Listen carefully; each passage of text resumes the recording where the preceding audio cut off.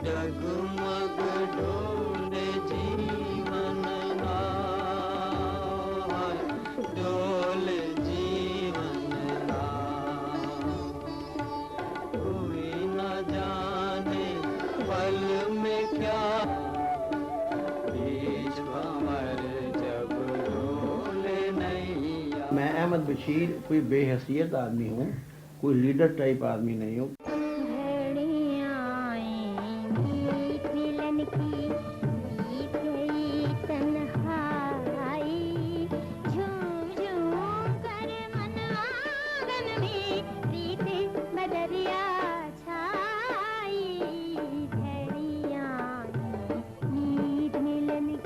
मैंने ज़िंदगी में गुंडागर्दी नहीं की है, सिर्फ जो अकड़ी हुई गर्दनें वो ज़रूर मैंने तोड़ी हैं।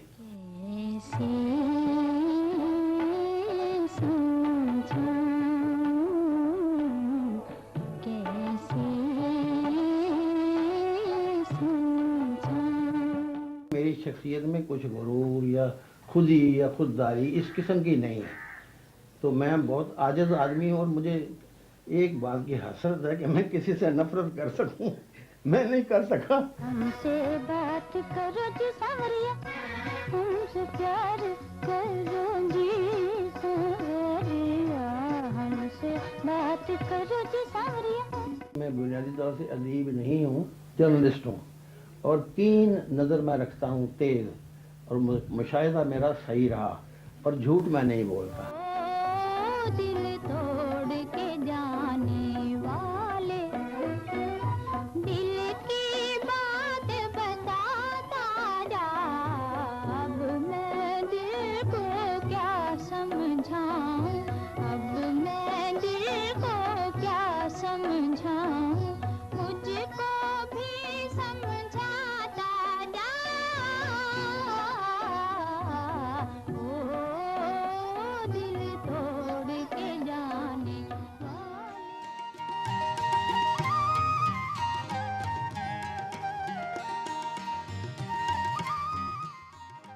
अस्सलाम वालेकुम। खराज तहसीन के साथ अनवर मकसूद आपकी खिदमत। आज जिस शख्सियत को हम खराज तहसीन पेश कर रहे हैं उनका नाम है अहमद बशीर। पहले इंसान, फिर सहाफ़ी, फिर अदीब, फिर शौहर, फिर बाप, फिर भाई और फिर दोस्त। ज़िंदगी में जो कुछ मिला उसी को गनीमत जानकर ज़िंदगी गुजारती है। जिस रास्ते को अपनाया उसी पर चलते रहे। कई दूसरे रास्तों ने आवाज़ दी मगर इन्होंने जवाब नहीं दिया। एक ही रास्ते का सोचा था, उसी पर चलते रहे। जो कुछ कहना चाहते थे कह गए, जो कुछ लिखना चाहते थे लिख गए। यही बड़े आदमी की निशानी है। बांके जो होते थे उनका ताल्लुक़ किसी न किसी दरबार से होता था।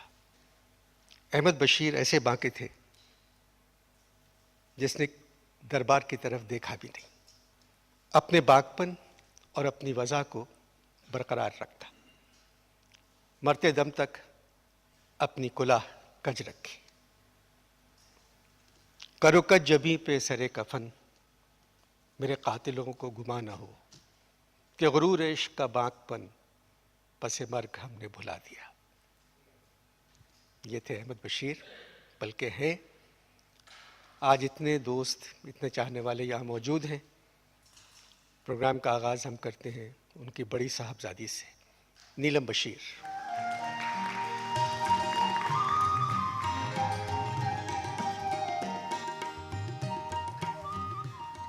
बहुत अजीब सा लग रहा है कि उनके बारे में इस तरह से बात कर रही हूँ। और अभी कल ही देखा तो टीवी पे यहीं खड़े थे वो।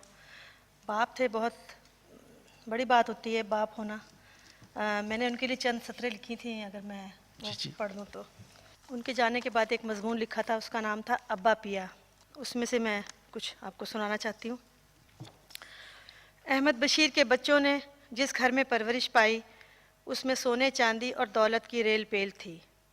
अब्बा अदीब थे, फ़नून लतीफ़ा का आला ज़ौक़ रखते थे, इसलिए घर में अदब के सुनहरे चमकीले पहाड़ खड़े थे। मौसीकी की चांदी की चकाचौंध थी। आर्ट, सकाफ़त, टैलेंट के दरिया घर में ही बह रहे थे।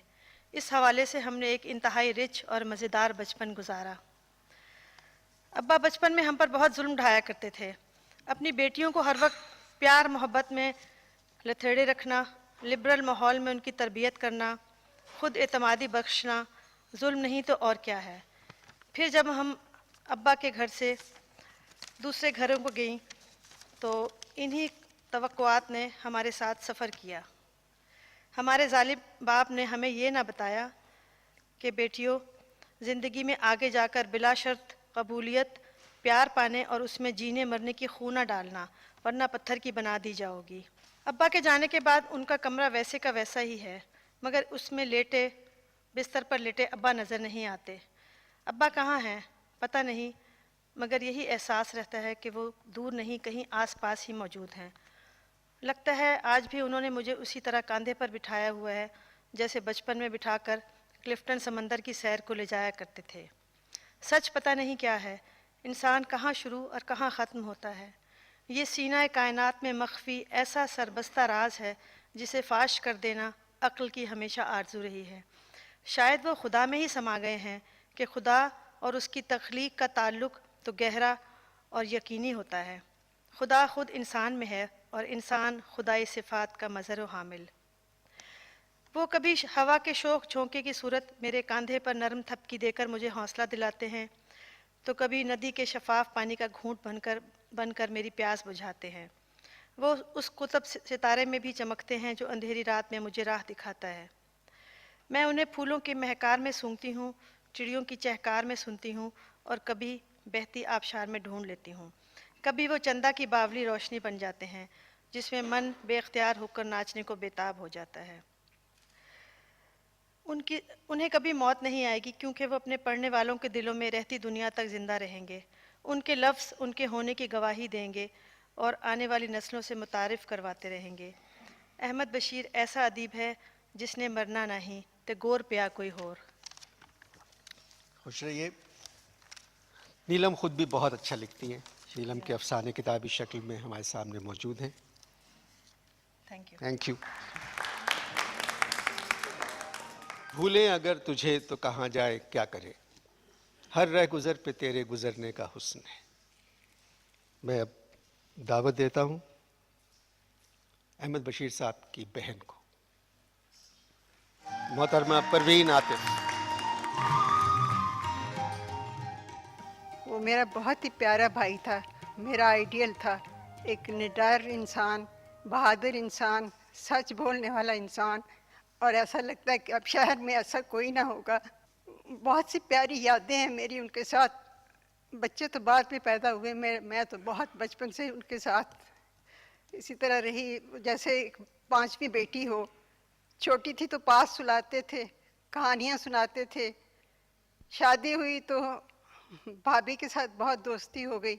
हम दोनों को कहते थे कि तुम लोग जाओ, जाके यहाँ फजूल बैठी क्या कर रही हो, फिल्में देखो। यानी ख़वातीन की आज़ादी का इससे बड़ा अलमबरदार मैंने पूरे शहर में नहीं देखा। वो हमें एज पर्सन्स पालते थे बच्चियों को, और एज विमन नहीं देखते थे। उनकी खूबियाँ मैं कहाँ तक बयान करती चली जाऊँ। और मेरे वो इतने बड़े आइडियल थे। उन्होंने फ़िल्म बनाई, मैंने सीरियल बनाना शुरू कर दिया। उन्होंने तख्लीक, इज़्ज़त नफ्स और मेरी ज़ात की जितनी मेरी पहचान है मुझे उन्होंने दी। उन्होंने नीला पर्वत बनाई, मैंने सीरियल बनाया। बस यूँ ही लगता था कि जो वो करेंगे वही मैं करूँगी। लेकिन अब पिछले 2 साल से ज़िंदगी के साथ मेरा डायलॉग बंद हो गया है। मैं बिल्कुल चुप हो गई हूँ उनके जाने से। वो ये नहीं जानते कि उनके जाने के बाद मेरा कोई रफ़ीक नहीं रहा, मेरे कोई जिगर की दिल की बात सुनने वाला इंसान नहीं रहा। खुश बहुत रहिए, बहुत शुक्रिया। खुश रहिए। नीला पर्वत एक फिल्म थी जो अहमद बशीर साहब ने बनाई थी। उस फिल्म में बेगम अहमद बशीर ने एक गाना गाया था। वही गीत आज उनकी बेटी सुंबुल आप लोगों को सुनाएंगी। हमसे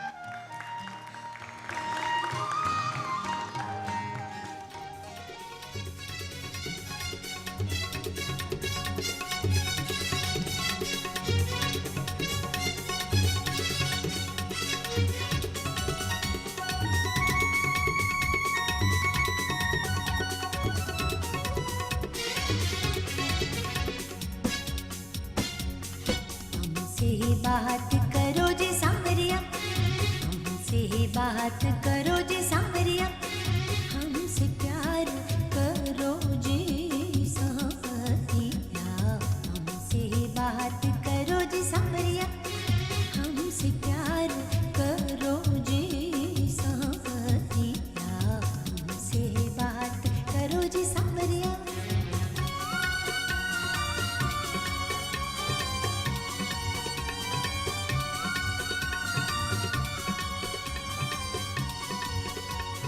नगर नगर के घूमने वाले प्रीतों के बंजारे, नगर नगर के घूमने वाले प्रीतों के बंजारे, रूपनगर की एक बंजारन आई शहर तुम्हारे, हमसे ही बात करो जी सांवरिया, हमसे प्यार करो जी सांवरिया, हमसे ही बात करो जी सांवरिया। जल तो जलाओ सैया, प्रीत का अलाओ सैया, अभी न बुझाओ सैया, अभी से बुझाओ ना, गेसों के नागनों से जो बनो बैरागनों, बैरनों आभागनों से खेलते ही जाओ ना, आदमी अजीब हो जी बड़े बेनसीब हो, आए जो करीब हो जी दूर दूर जाओ ना। हमने भी एक मकतब खोला, देखो ये मेहरा में, इन नैनों में बसने वाले पहले लाख किताबें छोड़ो जी ये पोथी, हमसे आंखें चार करो, हमसे ही बात करो जी सांवरिया, हमसे प्यार करो जी सांवरिया, हमसे ही बात करो जी सांवरिया, हमसे प्यार करो जी सांवरिया, हमसे ही बात करो जी, हमसे ही बात करो जी।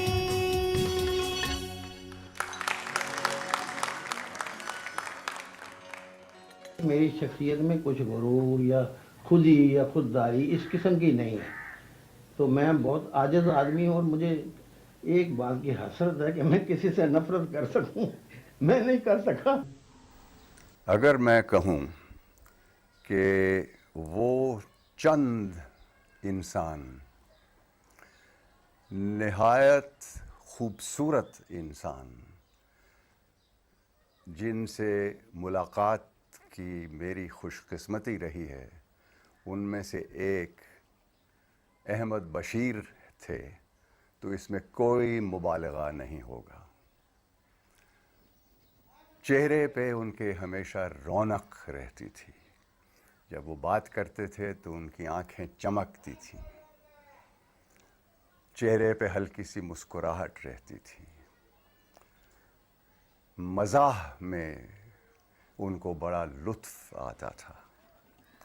यानी जब मैं उनके साथ शाम को बैठ के हल्की फुल्की और संजीदा मौज़ूआत पे बात करता था, तो वो शाम मुझे हमेशा याद रहती थी। He was one of the most beautiful human beings that I have ever met. और beautiful ज़हन में भी और दिल में भी। उनकी दिलचस्पियाँ थीं ज़िंदगी, इंसानी ज़िंदगी को जानना, इंसानी ज़िंदगी को समझना, उसके दुख और उसके सुख को समझना, और दुनिया का दुख उनका अपना दुख था।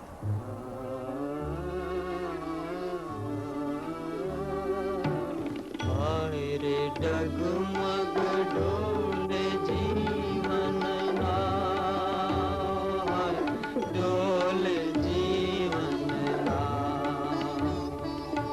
कोई न जाने पल में क्या बीच भंवर जब डोले नैया।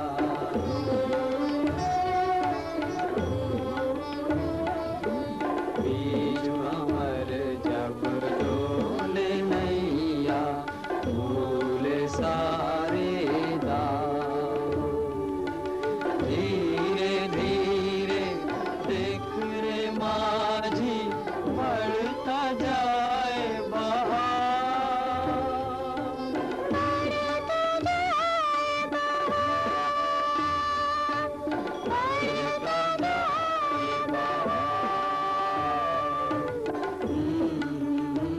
मैं लालू खेत की झुग्गियों में भी रहा, मैंने बंदर रोड पर गधा गाड़ी भी चलाई, उसके सामने रेडियो स्टेशन में मैं स्टार आर्टिस्ट भी रहा, और उसके बाद बहुत से तजर्बे किए। दिल की आंखें खोल के देखो, अंतर मंतर तली तलंतर। क्या हो रहा है चच्ची? तुम्हारे चचा फाल निकाल रहे थे। कैसी फाल निकाल रहे थे अब्बा जान?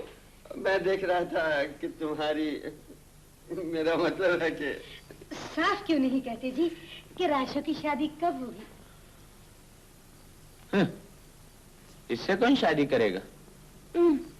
मेरी बात छोड़ो, अपनी फिक्र करो। चचा जान, हमारी भी किस्मत का हाल बता दीजिए ना।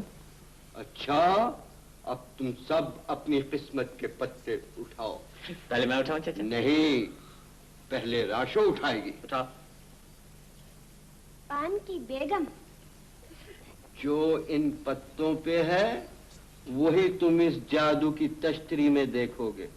नौ दुर्गा चंडी का सहरे बंगाला आ गया आने वाला।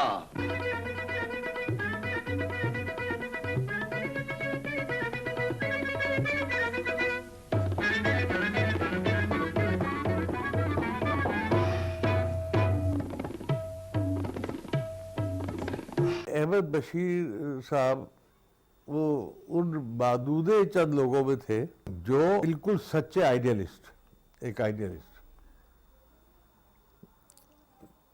जो मजा ये था उसमें सिर्फ या मुश्किल उनकी ये थी कि वो अपने आइडियल को अपनी ज़िंदगी में ही बरूए कार आता देखना चाहते थे कि जो चाहते हैं वो उनके सामने ही हो जाए, जो ज़ाहिर है मुमकिन नहीं था, मुमकिन हो ही नहीं सकता। इसके लिए जो उनकी बिसात थी, जो उनके ज़राए थे, उनके ज़राए क्या थे? उनके सबसे बड़ा ज़रिया तो उनका कलम था। उसको उन्होंने पूरी सच्चाई, ईमानदारी और मजबूती के साथ इस्तेमाल किया, लेकिन ज़ाहिर है वो नाकाफ़ी था, और ख़ास तौर पर इस माशरे में तो कलम तो कतई नाकाफ़ी होता है किसी का भी। उसको कहीं कामयाबी की रास्ते बनाते हुए ही बरसों सदियों लग जाती। दूसरी उनमें खूबी जो थी, जो बहुत कम मैंने लोगों में देखी, वो उनकी कहना चाहिए खड़तलपन था। साहब कोई उसके लिए ज़रा नर्म लफ्ज़ होगा, यानी किसी रूह रियायत के बगैर बात करना। नीयत नहीं होती थी कि दुख पहुंचाए अपने मुखातब को, जिससे बात करें। नियत नहीं होती थी कि उसको बुरा कहें या कुछ करें। आफ्टर ऑल एक सोशल एनिमल थे, दुनिया में मिलते भी थे सबसे, लेकिन वो परवाह नहीं करते थे कि उनके जो उसके बारे में राय दे रहे हैं या उसकी किसी बात के में राय दे रहे हैं उसका उस पर क्या असर होगा। जो सोच समझते थे वो बिल्कुल साफ उसके मुंह पे कहते थे।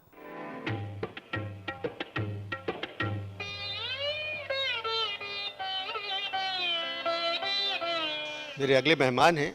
आप जितना पाकिस्तानी फ़िल्मों के बारे में, हिंदुस्तानी फ़िल्मों के बारे में, मौसीकी के बारे में जानते हैं, शायद ही इतना कोई और जानता हो। तशरीफ़ लाते हैं डॉक्टर उमर आदिल। मैं अपने तारुफ के बिल्कुल मुखालिफ ना फिल्मों की बात करूंगा ना मौसीकी की। मुझे साहिब महफिल के मुतालिक बात करनी है और मैं मदद के लिए कुछ लिख कर लाया हूं। मैंने सुना था कि उसकी तनकीद तहकीर बल्कि तशद्दुद की हदों को छूती है। मैं ये भी जानता था कि वो राय देता था तो सनसनी और इंकशाफ के रंग में।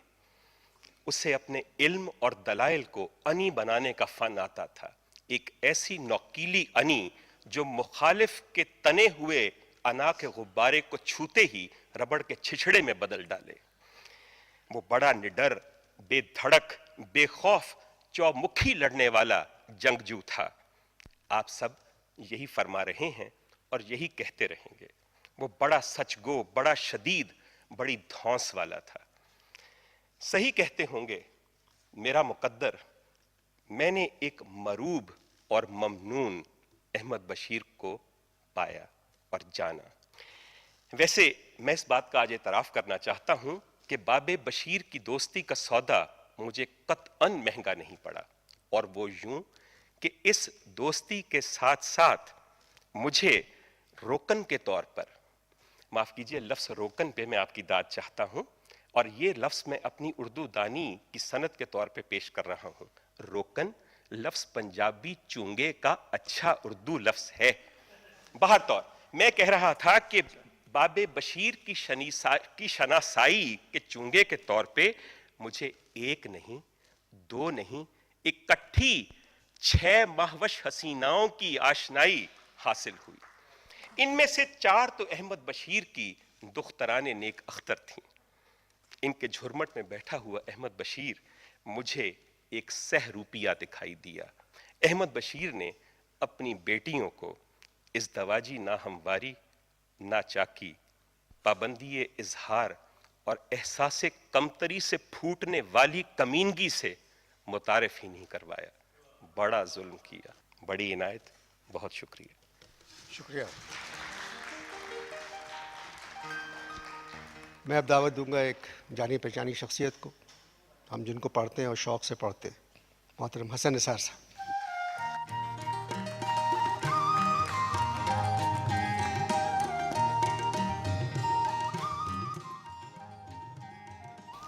पंजाबी का एक एक्सप्रेशन बहुत जाना पहचाना है कि फ़लाँ ने फ़लाँ दियाँ बेड़ियाँ चुपट्टे पाते। जो लोग मुझे जानते हैं, मेरी तहरीरों को जानते हैं, वो शायद ये नहीं जानते कि मेरियाँ बेड़ियाँ चुपट्टे अहमद बशीर साहब ने पाए सन। ये 1973 की बात है,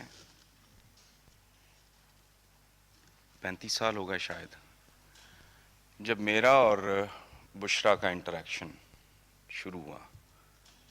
ये अब भी शरारती है, तब बहुत ही शरारती थी। मुझे कोई दूसरे तीसरे दिन पता चल गया धनक के ऑफिस में कि यह अहमद बशीर साहब की बेटी है। लेकिन अहमद बशीर साहब का एक अजीब तरह का जो मामला था, ज़ाती ताल्लुक़ बहुत देर के बाद उनके साथ मेरा उस्तवार हुआ।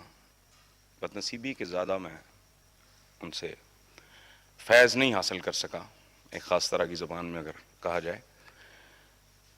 एक आखिरी बात जो मैं अर्ज़ करूँगा वो ये कि अनवर मकसूद साहब ने कहा वो इंसान थे, बाप थे, अदीब थे, सहाफ़ी थे, भाई थे, दोस्त थे। वो बेसिकली जंगजू थे। हर रूप में उन्होंने अपस्ट्रीम, अभी जो जिक्र हो रहा था कि बेटियों के साथ रवैया, ये अपस्ट्रीम जाने वाली बात थी, ट्रेडिशन के ख़िलाफ़ जाने वाली बात थी। उन्होंने हर रूप में बुनियादी तौर पे जंग लड़ी, और हम उन्हीं की चूँकि रिवायत का एक तसलसल मैं समझता हूँ, as per I am concerned, तो मैं जान सकता हूँ कि उन्होंने पूरी ज़िंदगी कितने अज़ाब, अज़ियत और कर्ब में गुजारी होगी। हम खुशकिस्मत इस लिहाज से रहे कि हमारे यहाँ तक पहुँचते पहुँचते वो जो जिसे मिशन कहा जाता था, वो it has turned into more और less an industry so life is very comfortable. लेकिन अब भी जब छोटी छोटी कीमतें देनी पड़ती हैं तो ख्याल उस जंगजू की तरफ जाता है जिसने पूरी ज़िंदगी होश संभालने के बाद उसने ज़ख्म खाए और हथियार कभी नहीं फेंके। शुक्रिया। अहमद बशीर साहब के दोस्त शहजाद अहमद साहब।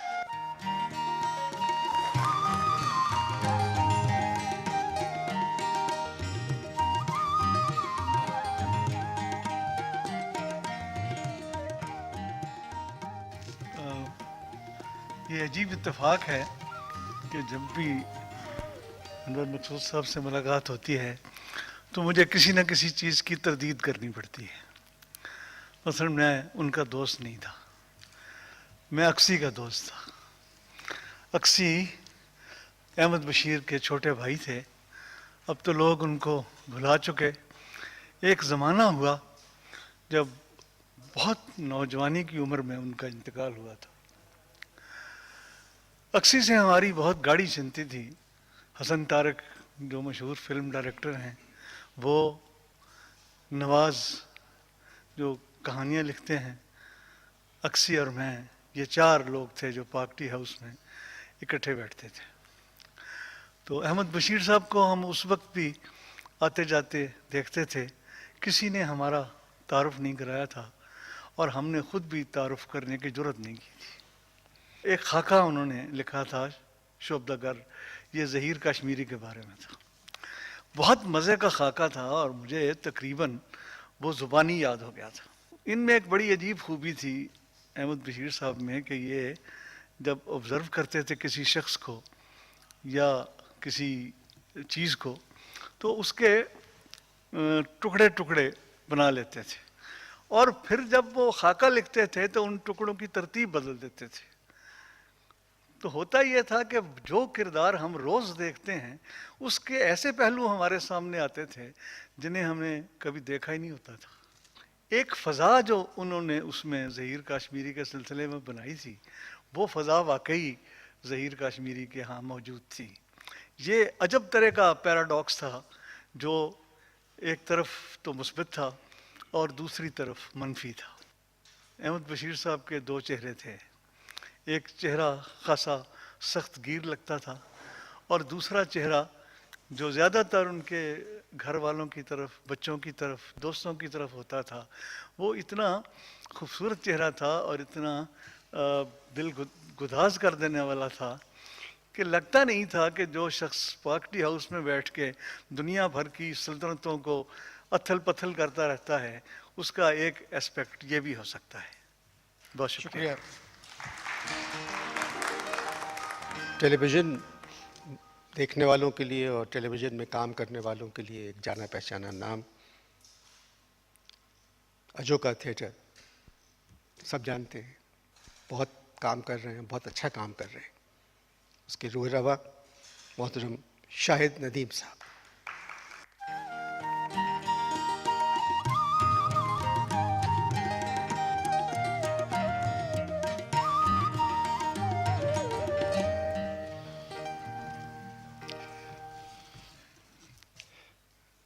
अहमद बशीर साहब से वैसे तो तालिब इल्मी के ज़माने से एक ताल्लुक़ था, एक एडमिरेशन का। उस ज़माने से ही मैं बात कर रहा हूँ लेट 60s अर्ली 70s की, कि वो एक सोर्स ऑफ इंस्पिरेशन थे तमाम तरक्की पसंद नौजवानों से जो दानिश्वरी की ख्वाहिश में मुब्तला थे। और उनका जो एक मल्टी फैसेटेड जीनियस था, as a journalist, as a progressive intellectual, as a filmmaker, as a promoter of films, वो अपनी जगह पर। लेकिन और फिर एक फैमिली टर्म्स भी थी, कुछ